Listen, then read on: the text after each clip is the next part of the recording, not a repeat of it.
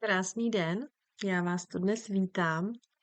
A dnes bych s vámi ráda sdílela um, takovou inspiraci, která mi cvrnkla do nosu při mých ranních cestách lesem.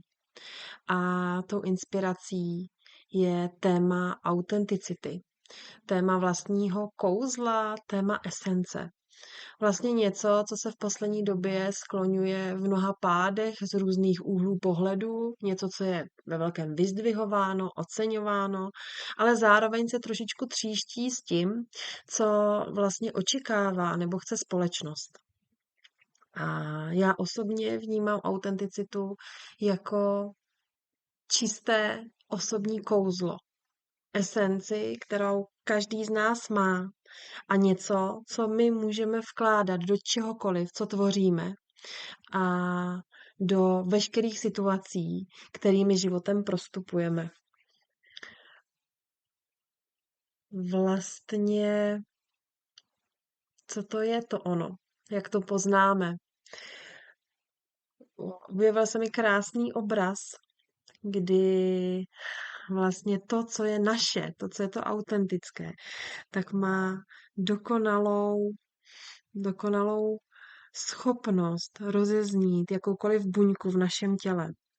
Je to takové to wow, ten pocit zastavení, ten pocit navnímání a pocit jo, to chci. To prvotní vykřiknutí ještě dřív, než vůbec stačí zapracovat hlava a myšlenky a případně sabotéři. Vlastně takové to radostné nadechnutí, které vám rozechvěje každou buňku a srdce speciálně. Vlastně to, co tak, jak vystupujeme v rámci společnosti, v rámci toho vnějšího světa, tak tam do dnešní doby ještě nebylo úplně možné to autenticitu prožívat v té plnosti. A obzvlášť, pokud jste jedinci a bytosti, které jsou velmi citlivé, které jako neradi jdou třeba do sporu, neradi řeší krizové situace, anebo jakékoliv třenice. Prostě nemají rádi, když něco drhne.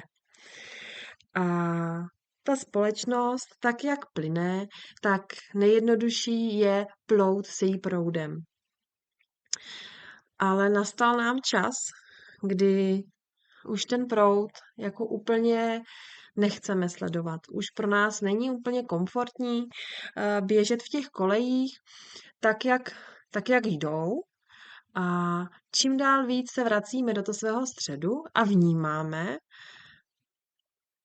veškeré potřeby, tlaky a možná jenom pocit, že prostě něco chceme jinak, že prostě z toho všeho chceme vystoupit. Vzdát se těch svých zajetých rolí, vzdát se těch svých programů a zkusit něco úplně jinak. A ty krůčky můžou být velmi opatrné, jemné. Kdykoliv si dovolíme jít, byť sebe menším krůčkem k sobě, ochutnat to svoje kouzlo, tu svoji autenticitu, tu svoji esenci, tím hlubší propojení sami se sebou ucítíme a ochutnáme i pocit té naplněnosti.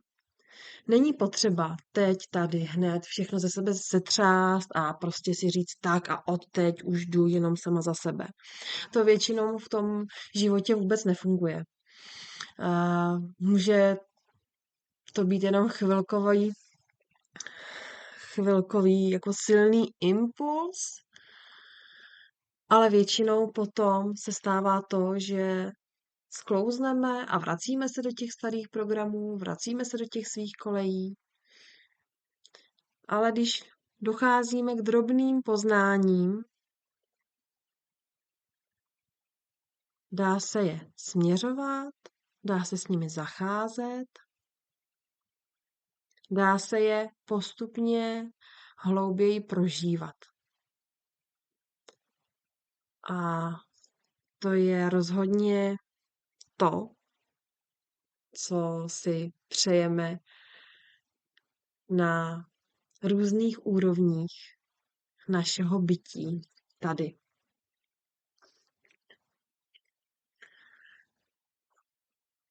Takže ochutnávejte sami sebe, poznejte svoji esenci, nebojte se do ní vstupovat, protože to je přesně to kouzlo, které dokáže působit na vás, na vaše nejbližší okolí, ale na celou společnost jako takovou. Děkuji a mějte se krásně.